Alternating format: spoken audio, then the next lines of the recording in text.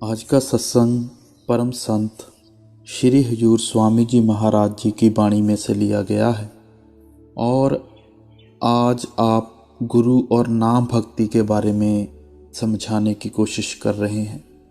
इस छोटे से शब्द के अंदर आप अच्छी तरह से खोलकर समझा रहे हैं कि परमात्मा किस जगह है और किस तरह हमें उस परमात्मा की भक्ति करनी है।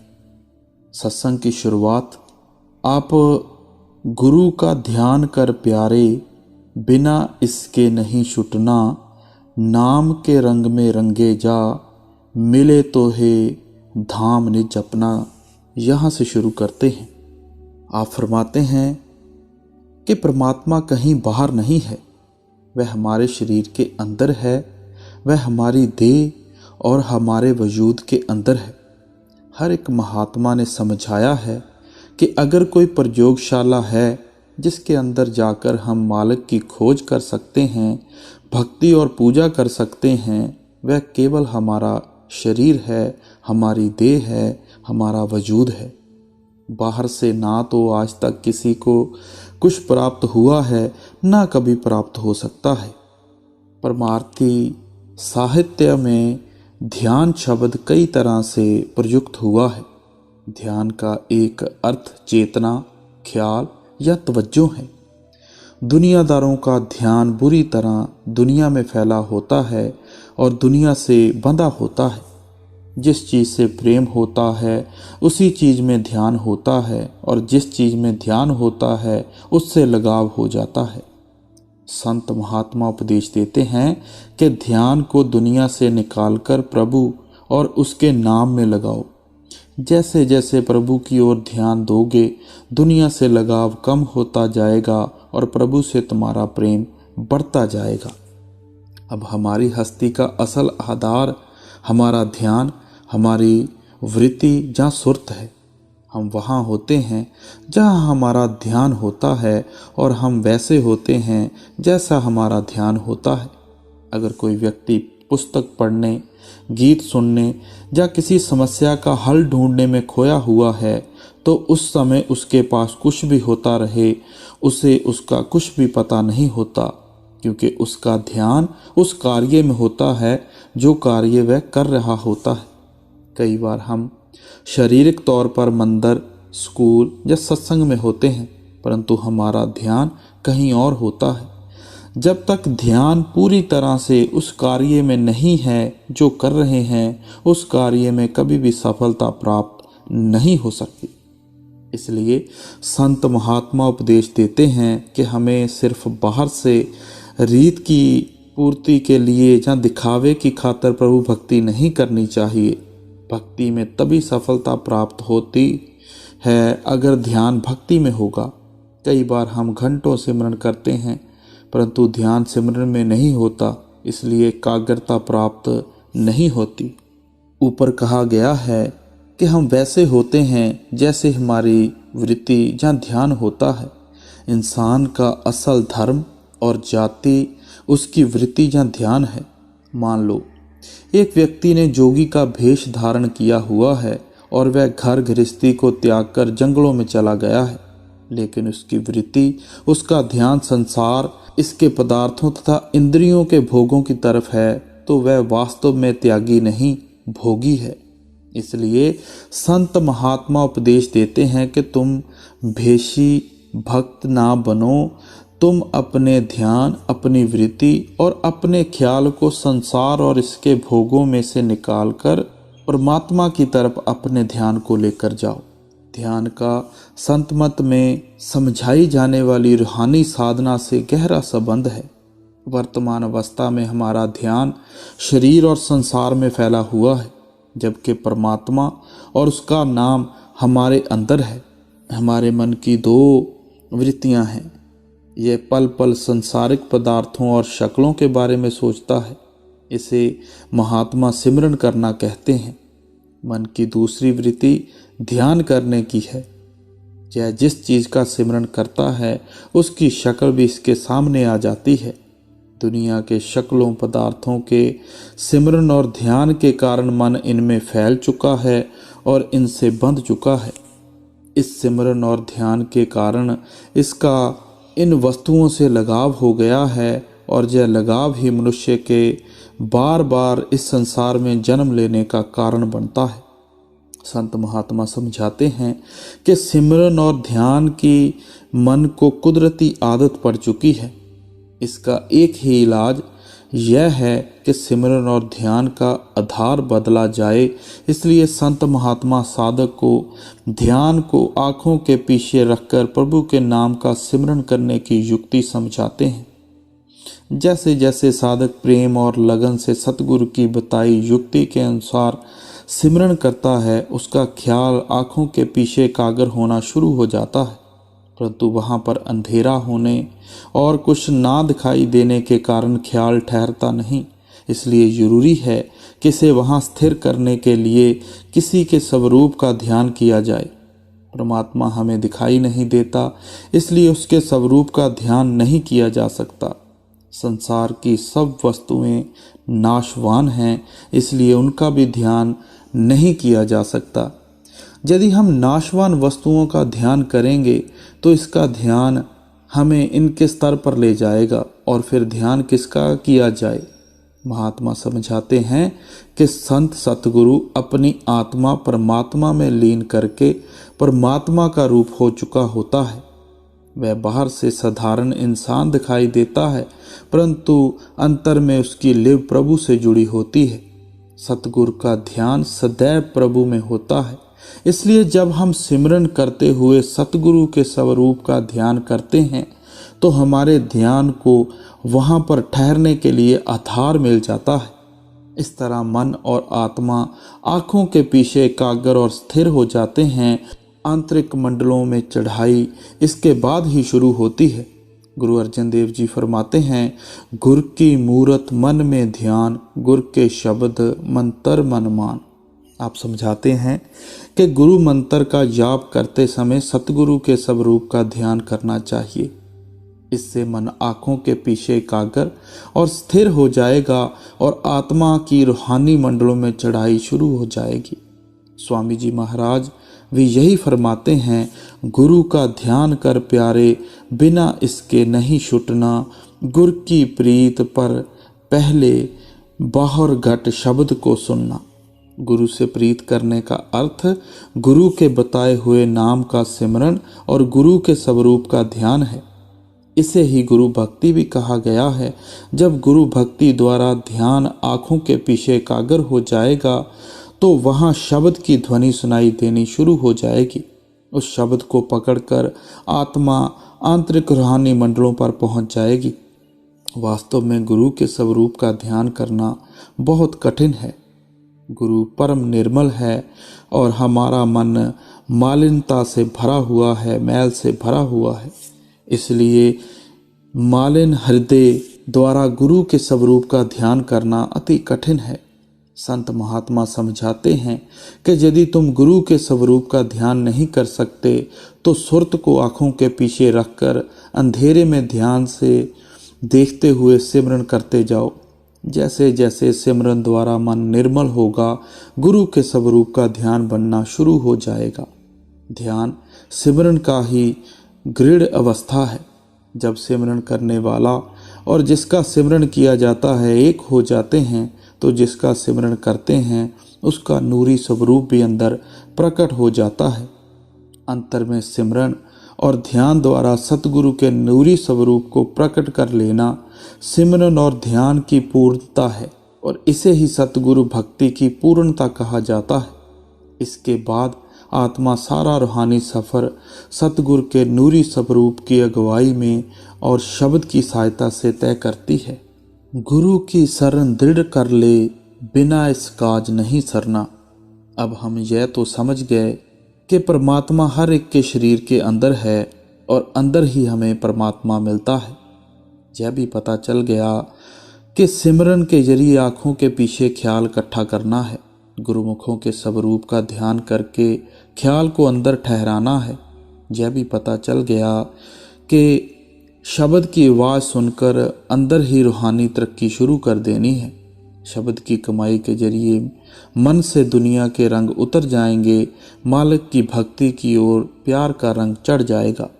लेकिन मन में ख्याल आता है कि महात्मा ने बहुत से सत्संग किए हैं, इतने बड़े बड़े ग्रंथ लिखे हैं, क्या हम सत्संग सुनकर उन ग्रंथ शास्त्रों और पोथियों को पढ़कर अपने आप ही सिमरन और ध्यान नहीं कर सकेंगे और जन्मों जन्मों के सोए हुए जाग नहीं सकेंगे? तो स्वामी जी महाराज कहते हैं कि इस काम के लिए हमें गुरुमुखों की शरण हासिल करनी पड़ती है, मन की मत छोड़नी पड़ती है, गुरुमुखों की मत पर चलना पड़ता है। श्री गुरु अर्जन देव जी महाराज का फरमान है, जिसका ग्रह तिन दिया, ताला कुंजी गुर सो पाई, अनक अपाव करे नहीं पावे, बिन सतगुर सरनाई। आप कहते हैं, भाई जिस परमात्मा ने आपको पैदा किया है उसने अपने से मिलने का तरीका अपने अंदर रखा हुआ है, लेकिन आप मन और बुद्धि के साथ उस रास्ते की कितनी खोज क्यों ना कर लें, जब तक गुरुमुखों की शरण प्राप्त नहीं करेंगे, उसके बताए हुए उपदेश पर नहीं चलेंगे, आप अंदर उस रास्ते पर चलने के अपने यत्न में कभी भी कामयाब नहीं होंगे। इसलिए स्वामी जी महाराज कहते हैं कि हमें गुरुमुखों की संगत करनी चाहिए, उनका सत्संग सुनना है। वे हमें युक्ति और तरीका बताएंगे कि किस तरह मालिक की भक्ति करनी है, किस तरह ध्यान को अंदर शब्द के साथ जोड़ना है। लाभ और मान क्यों चाहें, पड़ेगा फिर तुझे देना। अब स्वामी जी महाराज खबरदार करते हैं कि मालिक की भक्ति केवल मालिक से मिलने के लिए ही करनी है, दुनिया की इच्छाओं, दुनिया की तृष्णाओं को पूरा करने के लिए नहीं करनी चाहिए। लोभ रूपी कुत्ता तो सदा मन में भौंकता ही रहता है, यह कभी चुप नहीं होता। जो कुछ परमात्मा ने देना है हर एक के धुर मस्तक में लिखा हुआ है, हमें अपने सारे कर्मों का हिसाब किताब जरूर देना पड़ेगा। लेकिन अगर नाम की कमाई करेंगे तो मालिक दया मेहर बख्शिश करके हमारी सूली को सूल कर देता है। हम उन कर्मों का खुशी खुशी हिसाब किताब दे सकते हैं। मालिक की भक्ति, नाम की कमाई केवल मालिक से मिलने के लिए करनी है। दुनिया के ग्राहक बनकर, रचना के ग्राहक बनकर, बेटे बेटियों के ग्राहक बनकर, धर्मों और देशों की मान बढ़ाई के ग्राहक बनकर, धन दौलत के ग्राहक बनकर नहीं करने। अगर इच्छाएं और तृष्णाएं लेकर मालिक की भक्ति करेंगे तो उन इच्छाओं और तृष्णाओं को पूरा करने के लिए उस जगह जन्म लेना पड़ेगा जहां अच्छी तरह इच्छाओं और तृष्णाओं को पूरा कर सकें। इच्छाएं और तृष्णाएं आपको पता है कि ना आज तक किसी की पूरी हुई हैं, ना कभी हो सकती हैं। इसलिए मालिक की भक्ति केवल मालिक से मिलने के लिए करनी है। दुनिया की मान बढ़ाई हासिल करने के लिए मालिक की भक्ति नहीं करनी चाहिए। भगला भक्त बनने का कोई लाभ नहीं। लोगों से माथे टिकवाने के लिए मालिक की भक्ति नहीं करनी, कुछ अपना काम बनाने के लिए मालिक की भक्ति करनी है। शायद लोगों को थोड़ा बहुत धोखा दे सकें, लेकिन वह परमात्मा जो हमारे अंदर बैठा है, हमारे अंदर की सारी हालत जानता है, हम कभी किसी हालत में उसे धोखा नहीं दे सकते। धोखा हम केवल अपने आप को ही देते हैं। आप फरमाते हैं कि व्यर्थ लोगों की मान विडाई में आकर करामातों में नहीं फंसना, रिद्धियों सिद्धियों में नहीं फंसना है। उस मालिक की भक्ति को बाजारों में कौड़ियों की तरह खड़काते नहीं फिरना, इश्तिहारबाजी नहीं करनी। भक्ति को अपने मन में हजम करना है। जितनी मालिक की दया मेहर हम हजम करेंगे, उतनी अधिक हम पर परमात्मा दया मेहर बख्शिश करेगा। कर्म जो जो करेगा तू, वही फिर भोगना भरना। अब स्वामी जी महाराज सावधान करते हैं कि अच्छी प्रकार मन में बिठा लें कि यह दुनिया कर्म भूमि जहाँ कर्मा संदड़ा खेत है। जो जो कर्म आप देह में बैठकर करेंगे, उन सभी का नतीजा भोगने के लिए आपको जहाँ आना पड़ेगा।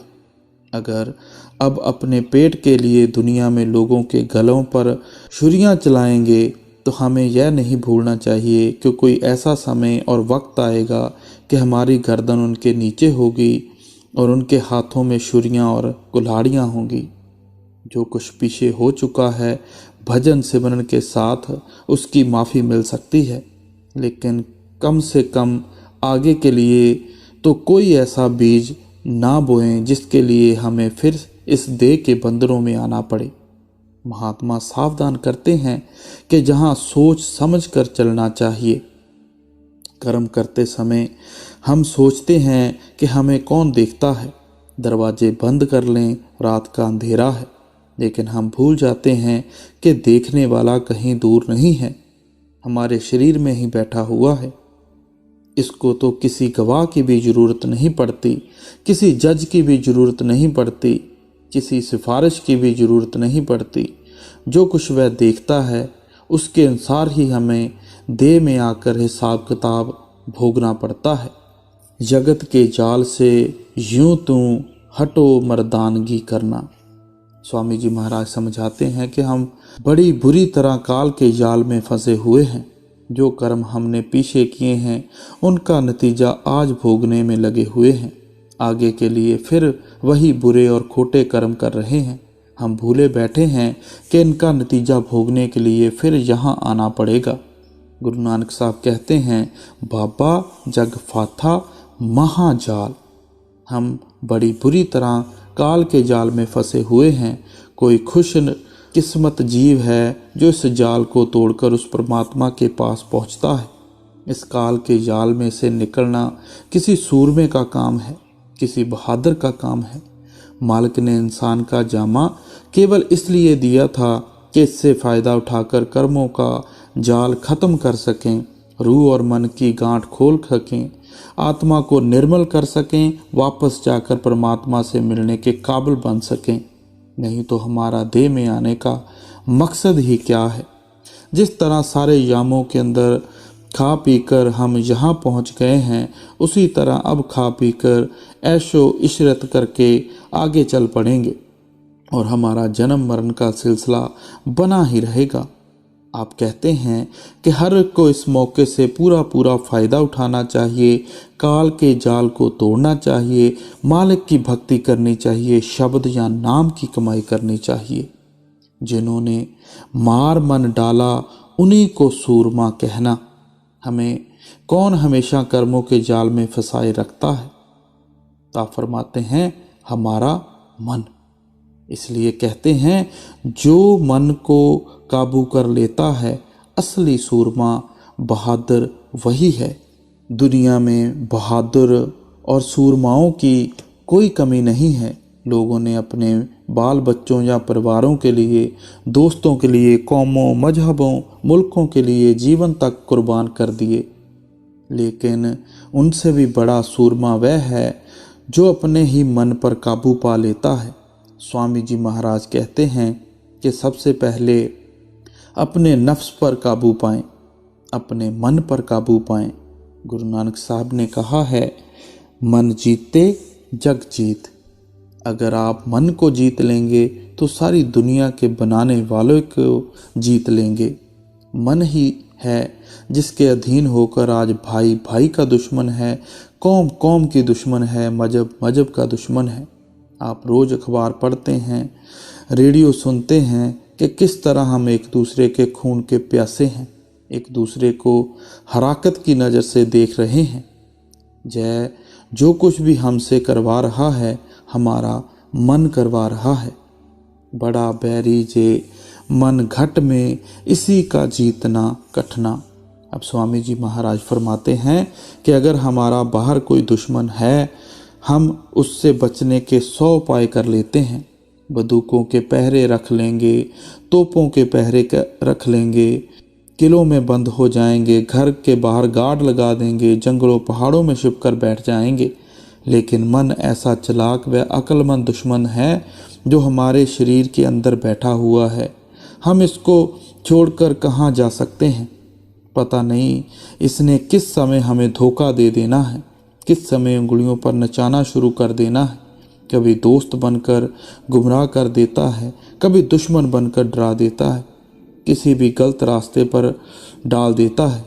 इसलिए आप फरमाते हैं कि हमारा दुश्मन बड़ा अक्लमंद, बड़ा होशियार है और इसको बड़ी होशियारी के साथ, अक्लमंदी के साथ काबू में रखना है। पढ़ो तुम इस ही के पीछे और सभी जतन तजना, गुर की प्रीत कर पहले बाहर घट शब्द को सुनना। आप फरमाते हैं कि मन को काबू करने के लिए सबसे पहले इसकी नेचर, इसकी तबीयत या आदत के बारे में हमें अच्छी तरह सोच और विचार करना चाहिए। अगर दुश्मन के साथ लड़ाई हो तो उसकी हर प्रकार की चालों पर काबू पा सकते हैं, लेकिन मन की चाल के आगे हम कुछ नहीं कर सकते। इसलिए स्वामी जी महाराज मन की तबीयत के बारे में समझाते हैं कि जो लज्जत का आशिक है, जितनी देर इसको दुनिया के मोह या प्यार में से ऊंचा निर्मल प्यार नहीं मिलता, जब कभी दुनिया के मोह या प्यार को छोड़ने के लिए तैयार नहीं होता। हम देखते हैं कि एक कंगाल कौड़ियाँ मांगता फिरता है। अगर हम उसकी एक कौड़ी लेने की कोशिश करें, वह मरने तक जाता है। उसको 10 रुपए का नोट दे दें, उसकी कौड़ियों वाली मुट्ठी अपने आप ढीली हो जाती है। स्वामी जी कहते हैं हमारा मन लज्जत का आशिक है। जितनी देर आप इसको इंद्रियों के भोगों से, विषय विकारों से, दुनिया के प्यार से, कौमों मजहबों मुल्कों की मान वड्याई के प्यार से ऊंची लज्जत नहीं देंगे, ये दुनिया की लज्जतें किसी हालत में छोड़ने के लिए तैयार नहीं होगा। जो ऊंची लज्जत है, जिसको पाकर मन इन संसारिक लज्जतों को छोड़ता है, वह नाम या शब्द रूपी लज्जत है जो परमात्मा ने हर एक के शरीर के अंदर रखी हुई है। जिस तरह आपने शुरू में समझाया है, हमें सिमरन और ध्यान के जरिए ख्याल को गुरुमुखों के समझाने के मुताबिक आँखों के पीछे इकट्ठा करना है और अंदर इस शब्द की लज्जत हासिल करनी है। वह लज्जत इतनी ऊंची व पवित्र है कि उसको हासिल करके हमारा मन अपने आप इंद्रियों के भोगों, विषय विकारों, शराबों, कबाबों को छोड़ना शुरू कर देता है। जिसको हीरे जवाहरात मिलने शुरू हो जाते हैं, वह क्यों दर बदर कौड़ियों के पीछे ठोकरें खाएगा। गुरु रामदास जी कहते हैं हर हर नाम अमृत रस मीठा। नाम रूपी अमृत का आनंद दुनिया के भोगों के आनंद को फीका कर देता है, लेकिन वह नाम रूपी अमृत जिसके पिए बिना अमर नहीं हो सकेंगे, वह अमृत हमें स्वयं मेहनत करके अपने शरीर के अंदर से हासिल करना पड़ता है। यह अमृत कौन सी जगह है? आप कहते हैं 9 दरवाजे नवे दर फीके, रस अमृत 10वें चवीचे। आँखों से नीचे इंद्रियों के भोग हैं, विषय वकारों, शराबों, कबाबों की लज्जतें हैं। अगर आपने रस से भरे हुए अमृत को पीना है तो वह आपकी आँखों के पीछे बरस रहा है। जितनी देर कोई उस नुक्ते पर ध्यान ही इकट्ठा नहीं करता, आप सोचें अमृत को किस प्रकार पी सकता है, अमर किस प्रकार हो सकता है। उसका जन्म मरण के बंधनों, जन्म मरण के दुखों से छुटकारा किस तरह हो सकेगा। गुरु रामदास जी समझाते हैं नाम मिले मन तृप्तिये, बिन नाम में त्रिग जीवास। कि जय जो हमारा मन विषय विकारों में फंसकर हिरण की तरह भटकता और तड़पता फिरता है, जिस वक्त इसको अमृत भरा हुआ नाम अंदर ही मिल जाता है, इसके अंदर तृप्ति और शांति आ जाती है। अगर देह में बैठकर हमने अंदर ही उस नाम को हासिल नहीं किया, गुरु साहब कहते हैं कि हमारा देह में आना धिक्कार है। हमारा देह में आने का मकसद ही कभी पूरा नहीं हो सकता। इसलिए आप हमें धीरे धीरे इस नुक्ते पर लाते हैं कि गुरुमुखों के जरिए, सिमरन और ध्यान के जरिए अपने ख्याल को आँखों के पीछे इकट्ठा करें, अंदर उस नाम की लज्जत को हासिल करें। मान दो बात यह मेरी, करें मत और कुछ जतना। फिर उसी बात पर जोर देते हुए आप फरमाते हैं करें मत और कुछ जतना, कि अन्य कोई प्रयत्न, कोई दूसरा उपाय करने की ज़रूरत नहीं है। केवल 2 चीज़ों की ज़रूरत पड़ती है कि गुरुमुखों के समझाने के अनुसार सिमरन और ध्यान के साथ ख्याल को आँखों के पीछे इकट्ठा करें और अपने अंदर ही शब्द की लज्जत को हासिल करें, नाम की लज्जत हासिल करें। जो कुछ मिलना है इसी तरीके पर चलकर मिलना है, इसी साधन के जरिए मिलना है। हार जब जाए मन तुझसे, चढ़ा दे सुरत को गगना। अब स्वामी जी महाराज फरमाते हैं कि जितनी देर हमारा मन आँखों के पीछे से उतरकर इन 9 द्वारों के जरिए सारी दुनिया में फैला हुआ है, यह इंद्रियों के भोगों का गुलाम बना बैठा है और जो भी इंद्री चाहती है इसको अपने घाट पर खींच कर ले जाती है।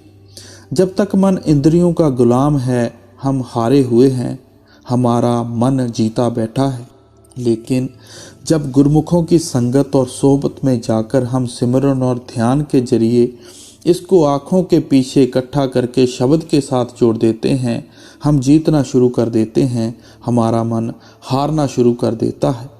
गुरु साहब ने भी यही समझाया है कि जब शब्द की लज्जत आ जाएगी आपका मन हारना शुरू हो जाएगा, फिर आप अपने घर वापस चल सकते हैं, अपने मन को ठिकाने पहुंचा सकते हैं। जितनी देर मन बाहरमुखी है, इंद्रियों के भोगों की ओर है, हम हारे बैठे हैं। हमें सारे सिलसिले को उल्टाना है। इस वक्त क्या हालत है, मन इंद्रियों के भोगों का गुलाम है और हमारी आत्मा मन की गुलाम बनी हुई है। लेकिन हमें गुरमुखों के उपदेश पर चलकर नाम की कमाई कर कर इंद्रियों को मन के वश में लाना चाहिए। जितनी देर सारा सिलसिला नहीं उल्टता हम मन पर काबू नहीं पा सकते और आत्मा वापस जाकर परमात्मा से मिलने के काबिल नहीं बन सकती। और सब काम जग झूठा त्याग दे, इसी को कहना। अब स्वामी जी महाराज फरमाते हैं कि अच्छी तरह मन में बिठा लो कि आपका देह में आने का असली मकसद क्या है। आपकी असल मंजिल देह के बंधनों से छुटकारा हासिल करना, मालिक के साथ मिलाप करना है। और यह काम आप केवल इंसान के जामे में ही कर सकते हैं। खाना पीना आप हर जामे में करते आए हैं। ये ऐशो इशरत, ये बेटे बेटियां आपको हमेशा मिलते आए हैं। अगर कोई अनोखी चीज़ है जो पीछे हासिल नहीं कर सके, वह केवल मालिक की भक्ति है, नाम की कमाई है। इसलिए आप समझाते हैं कि देह में बैठकर कभी अपना काम भी करें, सारी उम्र पराए गधे ही ना बने रहें। आपके अपने घर को तो आग लगी हुई है, आपको लोगों की आग बुझाने की दिन रात चिंता लगी रहती है। अपना बोझा हमसे उठाया नहीं जाता, हम पराए गधे बने बैठे हैं। अपने आप को भी धोखा देते हैं, दुनिया को भी धोखा देने की कोशिश करते हैं। आप कहते हैं बाकी दुनिया के सारे काम झूठे हैं। अगर हम सारी उम्र अपना काम नहीं करते, लोगों का काम ही करते रहेंगे, हमें फ़ायदा क्या प्राप्त हो सकेगा। कहीं राधा स्वामी समझाई, गहो अब नाम की सरना।